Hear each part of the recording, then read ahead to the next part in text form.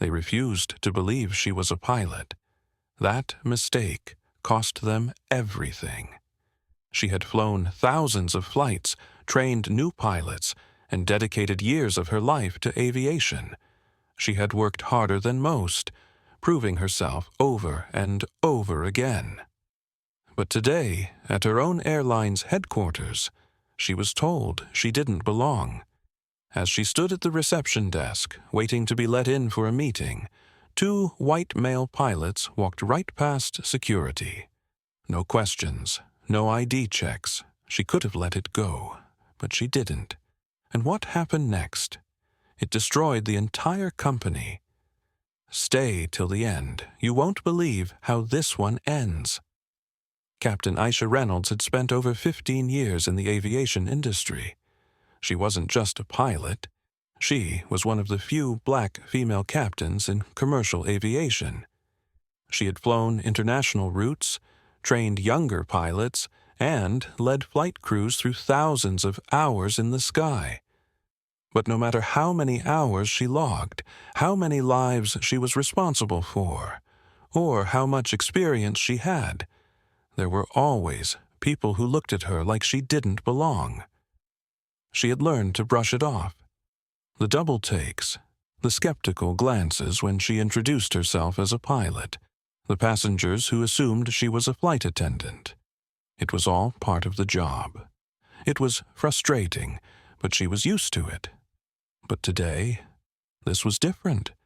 She had arrived at corporate headquarters for a scheduled meeting with the airline's executive board. This wasn't a casual drop-in. This was an official meeting. She had the emails, the calendar invite. She belonged in that building just as much as anyone else.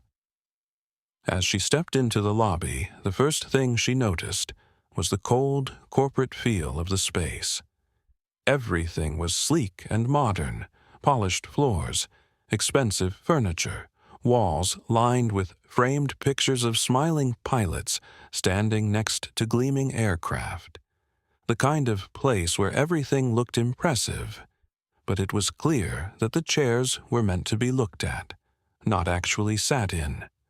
Aisha adjusted the strap on her bag and walked toward the front desk, where a receptionist sat typing away at her keyboard, her nails clicking against the keys. "Hi, I'm here for a meeting," Aisha said, setting her airline ID on the counter. The receptionist barely glanced up. "Employees and visitors need to wait outside," she said without missing a beat. Aisha paused.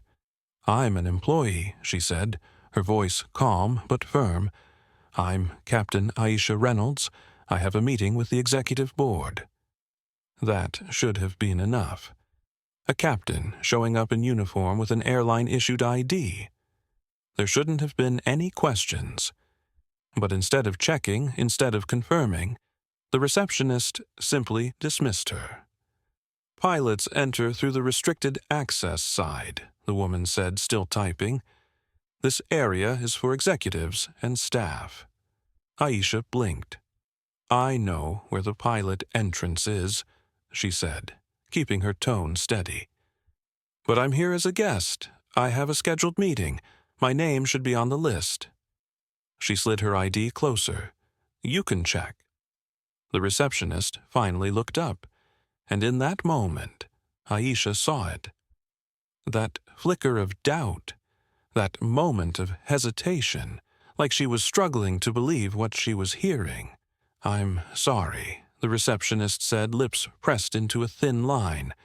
"But unless you're authorized, I can't let you in." Aisha felt a familiar weight settle in her chest. She had spent her entire career proving herself. And yet, here she was again, having to prove she belonged in a place where she had already earned her spot. Aisha stood there, waiting for the receptionist to check the list, waiting for her to actually look at the ID that was sitting right in front of her, waiting for even the slightest sign of acknowledgement. But the woman just stared back like she hadn't heard a word. Before Aisha could say anything else, The doors behind her slid open, and 2 men walked in. She glanced over her shoulder. 2 pilots. They were dressed casually, jeans, polo shirts, baseball caps, no uniform, no ID visible. They didn't stop at the desk.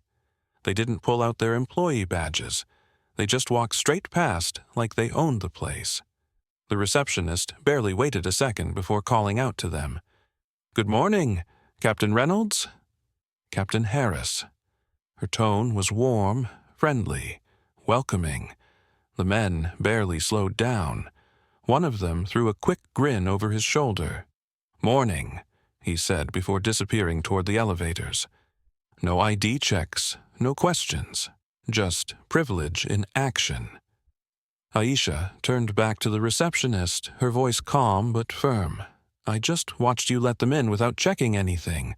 Why am I being asked to wait outside?" The receptionist's smile tightened. She sat up straighter in her chair, her fingers pausing over the keyboard. "They've been here before," she said, voice clipped.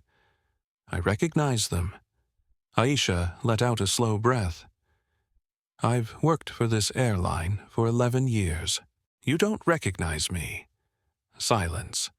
The woman hesitated, her fingers now hovering over the keyboard. But before she could say anything, Aisha heard footsteps behind her. She already knew what was coming. A tall, uniformed security guard had stepped up beside her. "Is there a problem here?" His voice was even, polite, but Aisha knew what this was. It was a warning.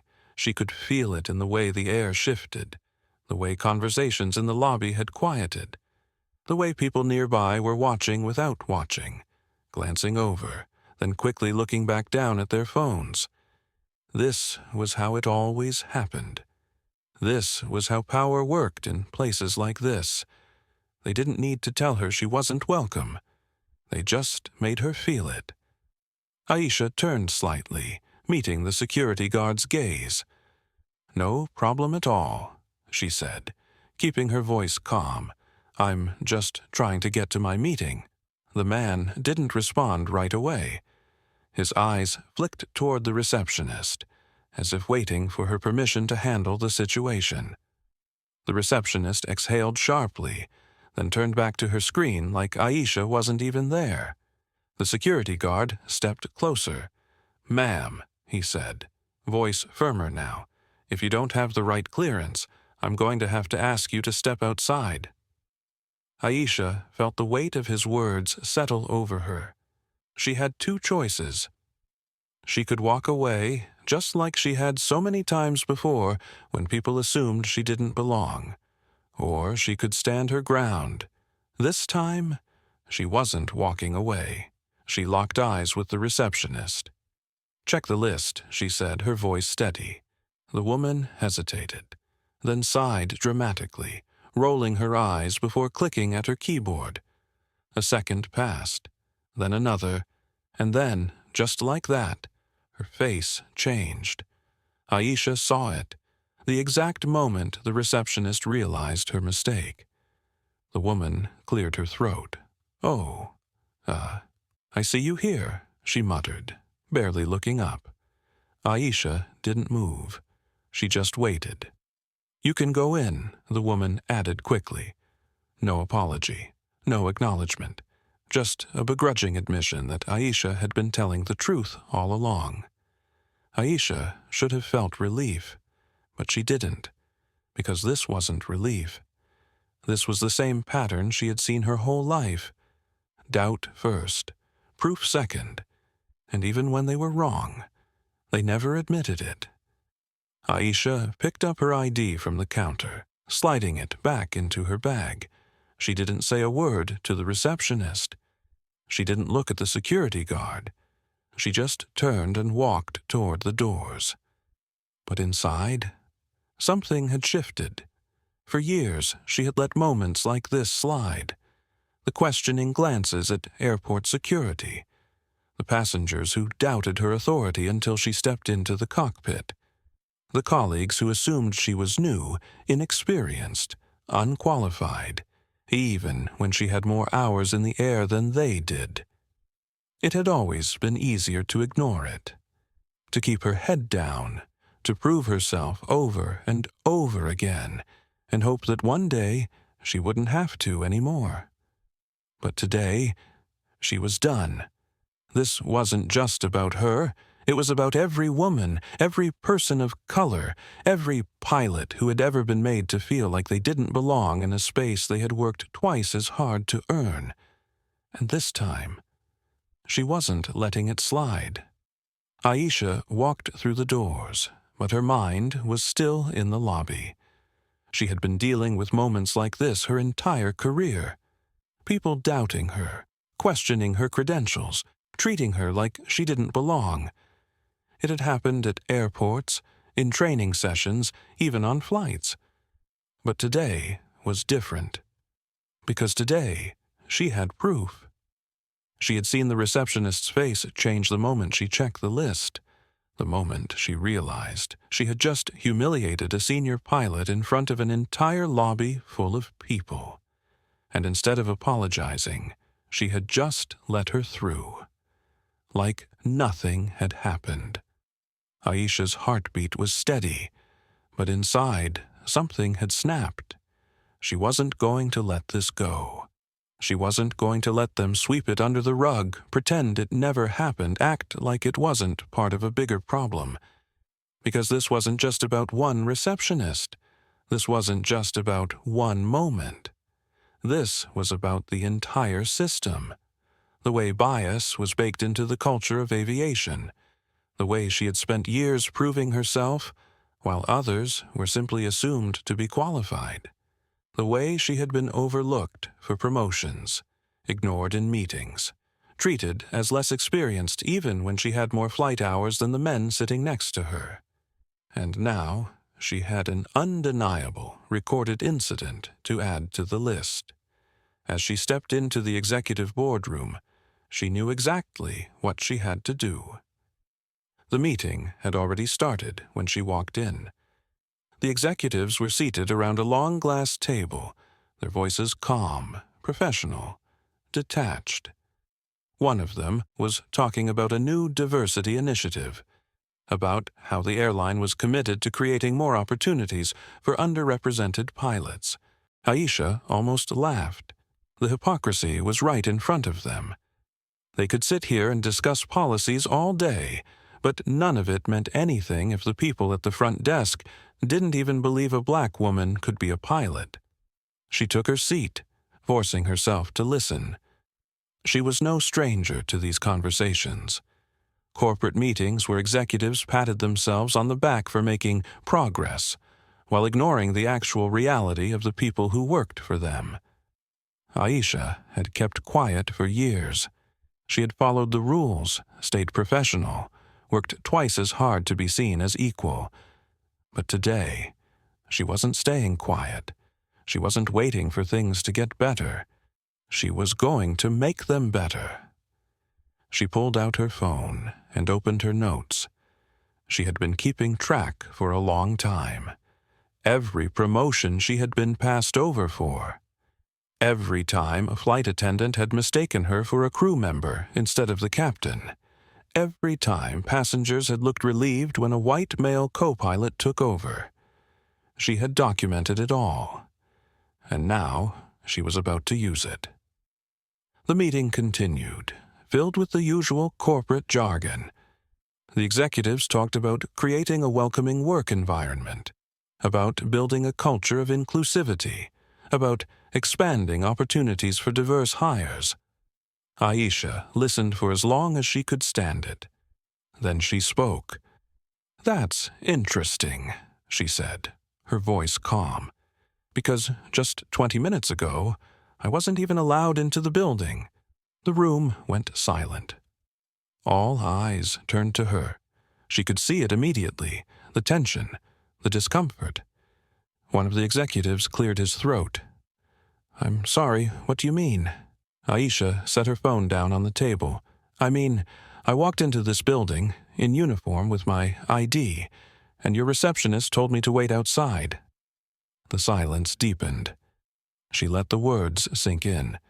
I watched 2 white male pilots walk in right past me. No questions asked, she continued.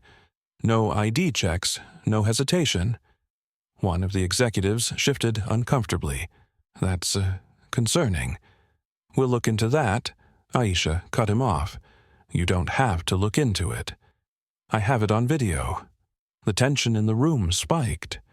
She tapped her phone screen, playing back a short clip she had recorded while waiting at the desk. The executives leaned in as they watched. The receptionist's dismissive tone. The way security had been called without reason. The casual ease with which the white male pilots had walked through without being stopped. It was all there. There was no denying it. A few of the executives exchanged glances.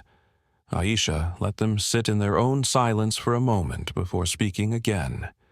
This isn't just about me, she said. This is about the culture you've built. One of the board members exhaled heavily. Captain Reynolds, I want to personally apologize. But Aisha wasn't interested in apologies. She leaned forward, her voice steady. I don't want an apology. I want change. The weight of her words settled over the room. Because this wasn't just one incident.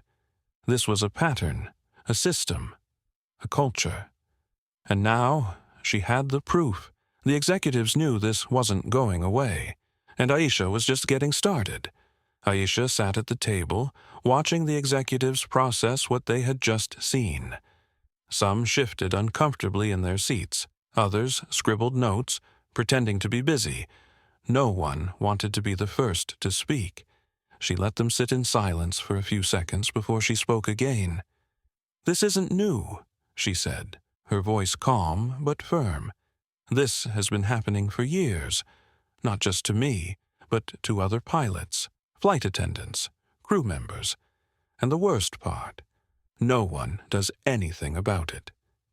A few executives nodded, like they understood, but Aisha wasn't buying it.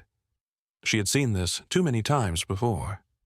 People listened, nodded, promised change, and then did nothing. One of the executives, a man with silver hair and a carefully practiced corporate smile, cleared his throat. Captain Reynolds, I truly apologize for what you experienced today. This is absolutely unacceptable. Aisha crossed her arms. Is it? He blinked. Of course. Then why is it still happening? Silence. Aisha leaned forward, her voice sharp.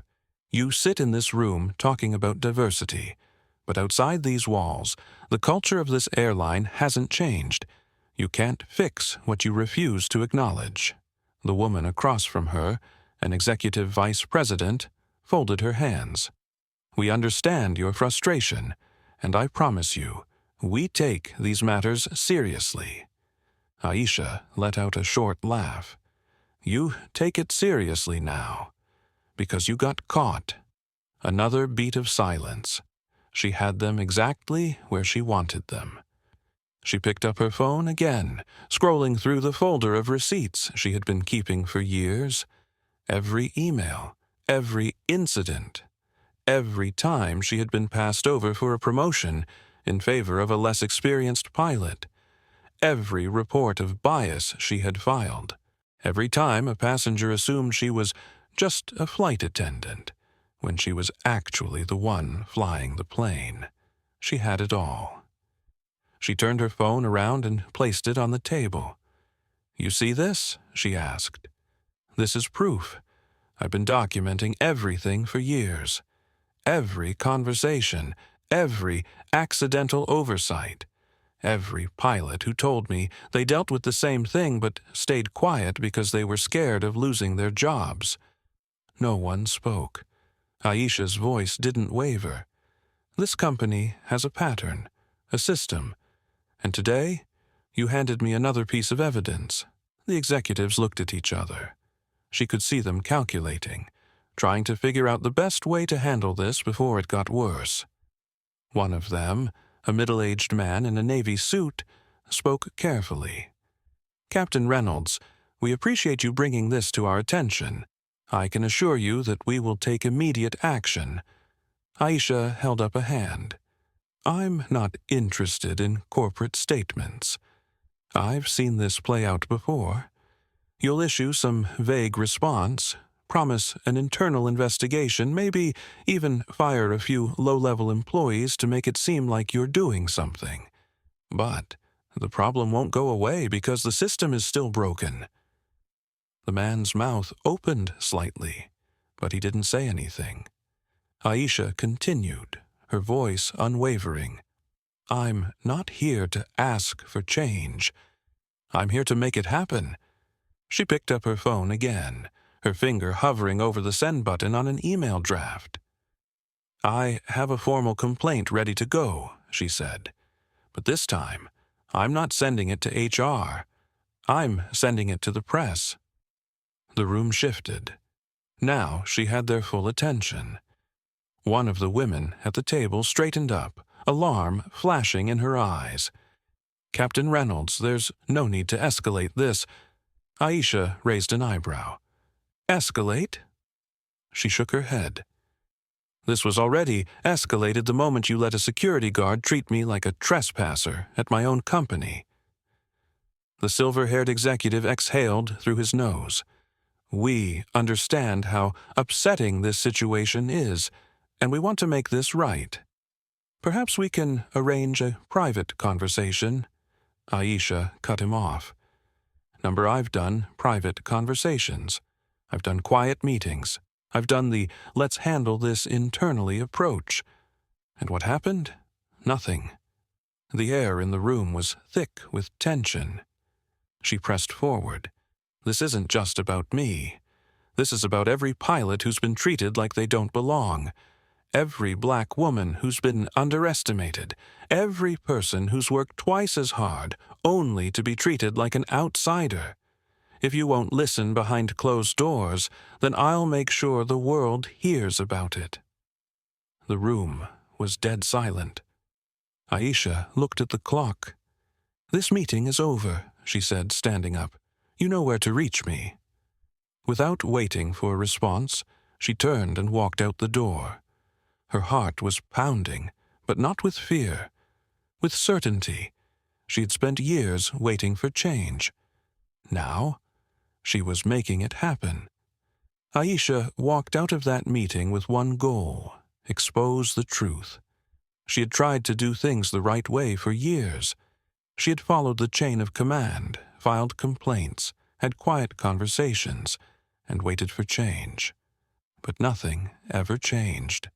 This time, she wasn't waiting. That same afternoon, she hit send on the email she had been drafting for months. But it wasn't just an internal complaint. She sent it to journalists, news outlets, aviation watchdogs, anyone with a platform that could make sure this story didn't get buried. She attached every piece of evidence she had. The years of discrimination, the proof of bias in hiring and promotions, the video she had recorded at the reception desk. And then she waited. It didn't take long. The next morning, her phone was buzzing before she even opened her eyes. A news website had published her story. The headline was impossible to ignore. Black female pilot denied entry at her own airline, while white colleagues walked right in. Within hours, it was everywhere. Twitter, Facebook, LinkedIn, aviation forums, news stations. It spread faster than the airline could control it. People were furious. Former employees started coming forward with their own stories. Pilots, flight attendants, gate agents, black employees, Latino employees, women, all sharing the same experience. Passengers even started chiming in. I remember seeing a black pilot once and feeling nervous. I hate that I thought that way.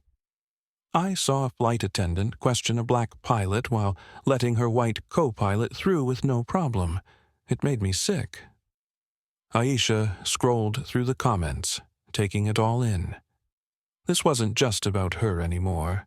This was about something bigger. By noon, the airline had issued a generic PR statement. We are deeply committed to diversity and inclusion.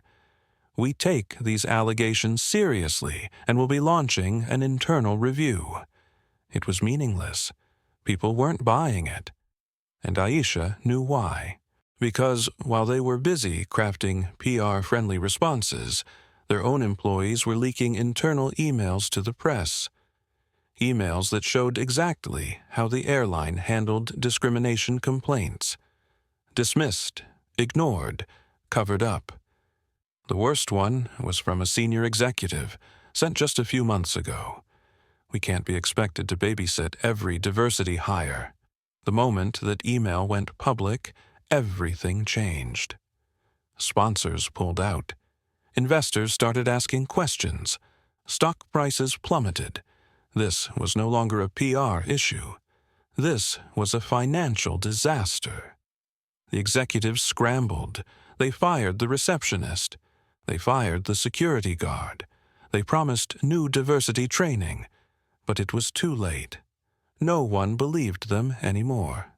Employees started leaking more information, documents that showed the pay gap between black and white pilots, flight logs proving that black pilots were less likely to be assigned premium international routes, emails from managers who made casual racist remarks, thinking no one would ever see them. It was a flood, and the airline couldn't stop it. By the end of the week, the CEO had no choice. He resigned. But it wasn't enough. The lawsuits were already coming, and the airline was on the verge of collapse. Aisha watched it all unfold, knowing she had started something they couldn't contain. For the first time in her career, she didn't feel invisible. She felt unstoppable. The resignation of the CEO wasn't enough to stop the damage. By now, the airline was bleeding. Investors were pulling out faster than the company could recover. Stock prices had tanked, and passengers were demanding refunds, refusing to fly with an airline that had just been exposed for years of discrimination. But the final blow, it came in the form of a whistleblower leak. Someone deep inside the company had sent a file to a journalist.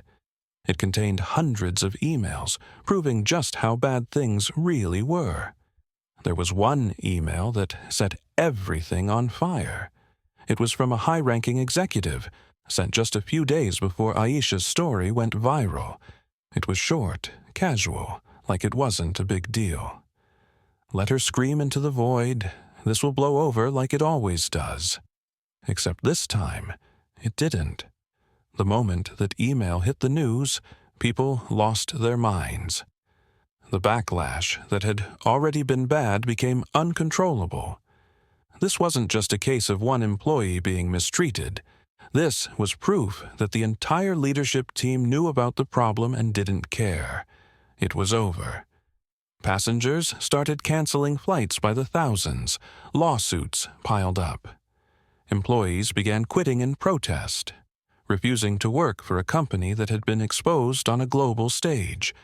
Then, the biggest newspaper in the country ran a full investigation. What they found: buried discrimination complaints, pay gaps between black and white pilots, a history of retaliation against employees who spoke up. The headline wasn't soft. It didn't hold back. Airline faces collapse after years of covering up discrimination.